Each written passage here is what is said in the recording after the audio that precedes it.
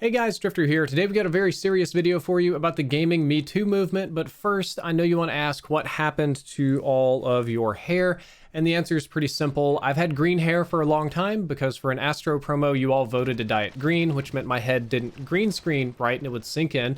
So I said, okay, I'm finally ready to trim off the green and get it cut, but you know, the Rona's picking up, infection rates are on the rise. I don't want to go get a haircut even if it's legal now, so I'm going to do it at home. And I had it kind of like a short, like military kind of crew cut. And I told my wife, hey, that looks good. Let's go down 1/8 of an inch. What she heard is, I want 1/8 of an inch. And this happened.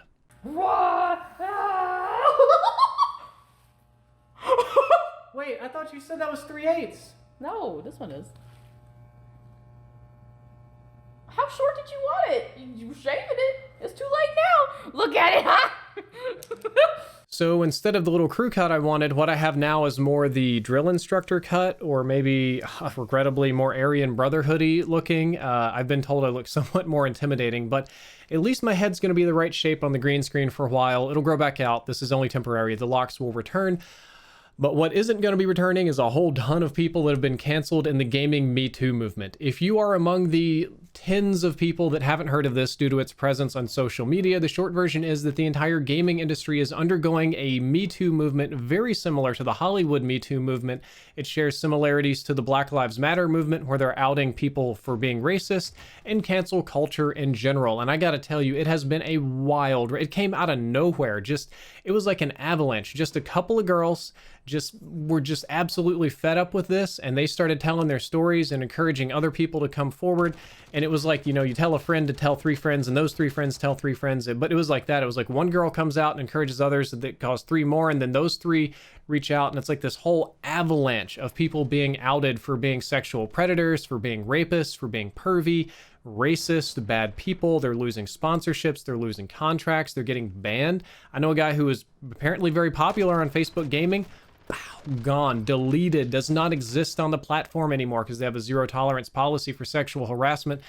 And this has been crazy. It's been affecting everybody, though. This isn't just gamers, streamers, people like me. I've seen CEOs of major companies get targeted. I've seen executives of major companies. I've seen streamers, big, medium, and small. I've seen employees at every single streaming platform that you can think of get accused of a whole ton of crazy stuff. Game developers even abusing their position. You know, it's been really wild. Honest to God, really, really wild. And I wanted to talk about the Me Too movement, why it's important, and some thoughts on cancel culture in general. One thing I don't want to get into today is the specifics of all of the allegations. I don't want to go through the laundry list of people that are being outed for a variety of bad things. Those are stories best told by others that I don't want to touch. In general, I think this is a good thing, even though it is quite a scary thing. I think cancel culture in general is scary, but it's also good to see progress. So people that do bad things, I feel, should face consequences for said bad things. If you rape somebody and get away with it legally somehow, it doesn't bother me that that person faces social consequences such as deplatforming or losing a job or losing friends or being embarrassed or whatever. If you're incredibly racist in private, but you're trying to hold a general wide appeal public persona, then if you get outed as being racist and are judged and are treated poorly for it, that's only fair because that's a reflection of who you really are as a person and not in the person that you're pretending to be.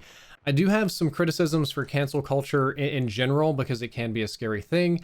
But I do think that it's a good thing that these people are being outed. I thought, I knew quite a lot of these people, and I thought that my little industry, my little bubble, my social circle of friends, acquaintances, competitors, or whatever, was a relatively clean group. You know, I thought that I was shoulder to shoulder with people who understood morality better than most. Most of these are quite humble people, nerds, social outcasts, losers in a lot of way, that have found some sort of magic on the internet, some sort of magic in streaming and content creation that really lets their inner beauty shine. It gives them an opportunity to have a voice when they never would have, to be creative and do things that they never could have before. At least it has for my life. And these people, largely from humble backgrounds, I mean, off the top of my head, you can look like Nadeshot was working at Burger King, or Hutch was. They were both like cashiers and fast food employees, rising up to CEOs and very influential people. And that sort of background, I thought, would have made them more humble, more moral, more understanding, whatever. Doesn't seem to be the case. Matter of fact, it may be quite the opposite. It seems that a lot of the people that I was hanging out with or around were sexual predators, or at least sexually aggressive, or sexually manipulative, or secretly kind of racist. But I mean, that second one didn't really surprise me, given my upbringing and a lot of things. I know that there's a lot of people that are secretly kind of racist, and I don't mean like laughing at a racist stereotype joke. I mean like, let's complain about the Jewish conspiracy to control our media and blah blah blah kind of racist. That's no good. So that's a depressing thought. It's depressing to see people that I would have called friends or acquaintances, or just people that I know, or people that I thought really highly of, just get put out, all their dirty laundry, all their sins, all the things that they've done wrong, often quite horrific things. And it makes me worried. It makes me worried because the gaming industry I thought was a little bit better than most. This isn't traditional sports. This isn't the bro club. I thought we were a little bit more inclusive, progressive, whatever the hell here, but nope. Not the case. We have the same old problems that everybody else does. I think that's something of a large numbers problem. Anytime you put a large number of people into a category, you're going to have wild deviances in behavior. You see this with Black Lives Matter and police and no good cops, some good cops, and stuff like that. You see it with the gaming demographics as well. Some people think that gaming is exclusively one political space or demographic or psychographic or anything like that. But when you put like 1 million people in a box, there's going to be a section of them. Any filter sorting hat that you want to pick that just pulls 1 million people based on any criteria, there are going to be outliers that are very, very nasty. And the gaming industry as a whole has grown from literally nothing to zilch in about 2008, 9, 10, over a decade, to one of the biggest and most influential industries on the planet, with contracts like Shroud and Ninja rivaling that of NBA athletes. Spending, gross revenues, profit, company values are outstripping Hollywood. Streamers are becoming the new celebrities. Kids don't want to be athletes anymore. Kids don't want to be rappers. They don't want to be movie stars. Kids want to be YouTubers and Twitch streamers and stuff like that.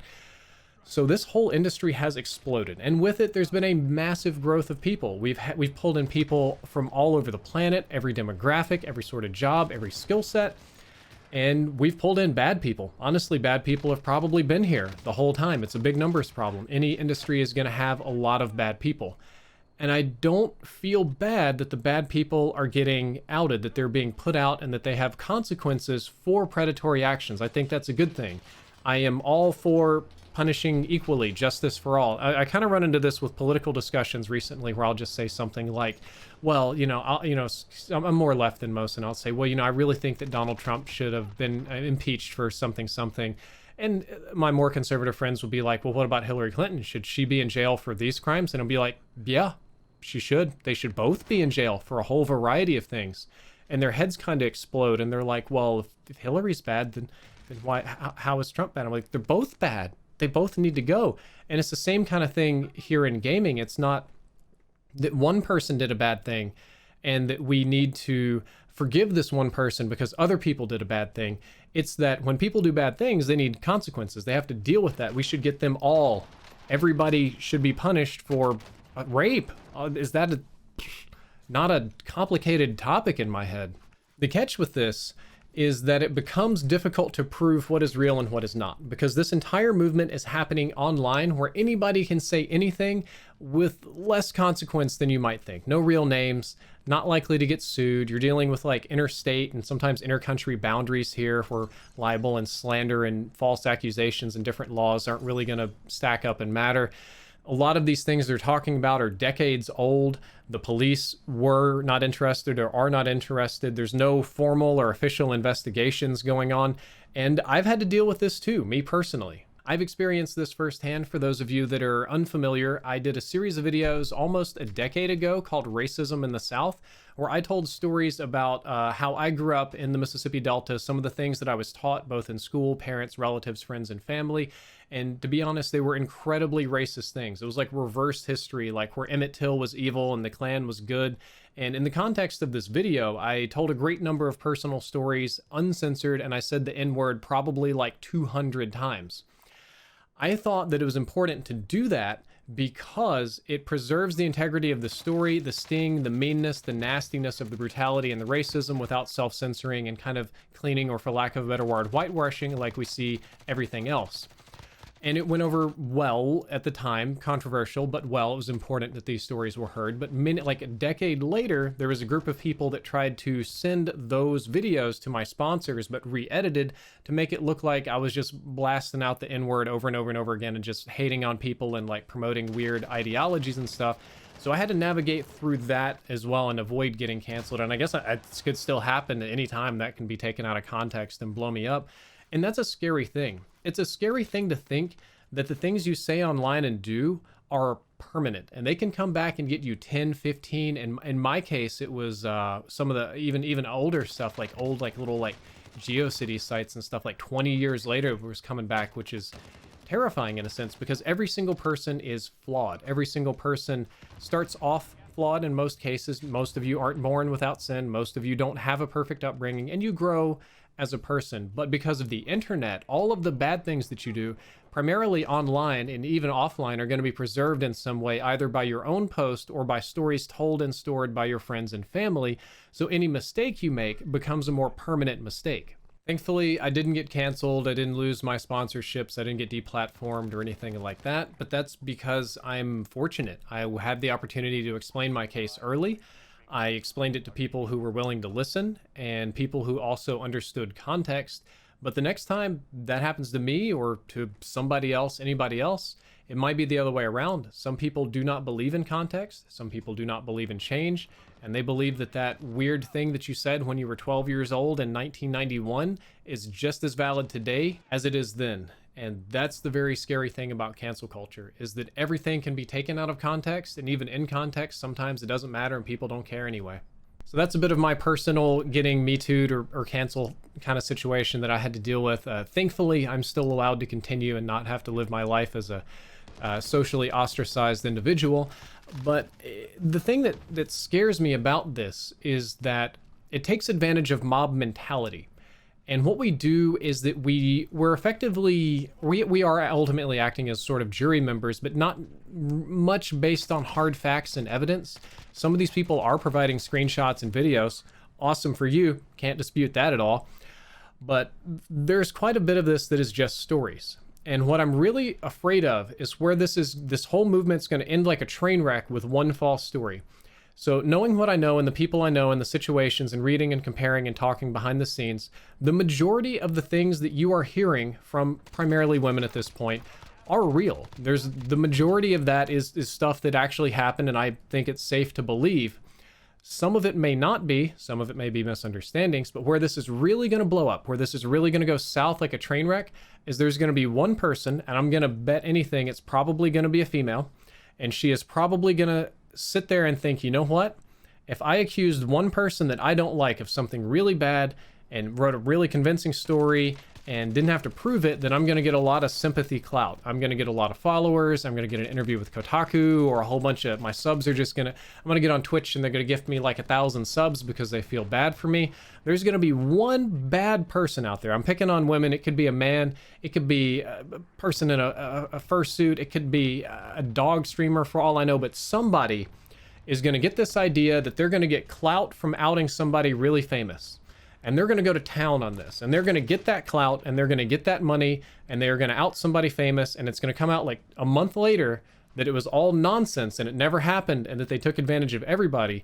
And once that happens, and one big high-profile story gets proven false, the hive mind, the crowd, the mob mentality is going to turn, and this whole movement's going to come crashing and burning to a halt. The neckbeards are not going to put up with this anymore. And I think that's going to be more damaging, perhaps, than what's happening now.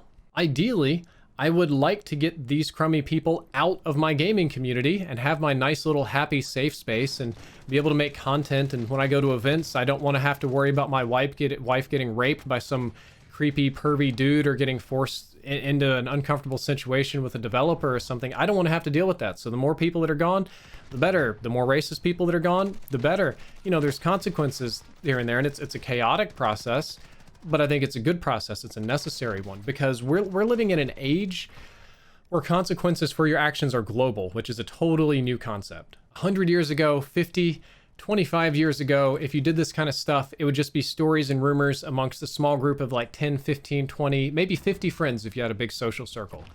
But now it's the whole world. The whole world gets to see your dirty laundry, and you get to deal with real big boy consequences for doing bad things. And I have no idea where this train's heading. I really don't. I'm kind of explaining both sides. I feel like I'm playing both sides of the fence, but I think that's my specialty here on this channel. And I don't know. I like seeing racists and rapists and sexual predators and child predators and all those kind of people get outed. Great. Do that all day. I'm afraid some of it may not be true. And I know that eventually one of the bigger ones is not going to be true, and it's going to discredit all of the legitimate complaints, all of the legitimate rapes. Geez, I hate that word because that's used in court for other things.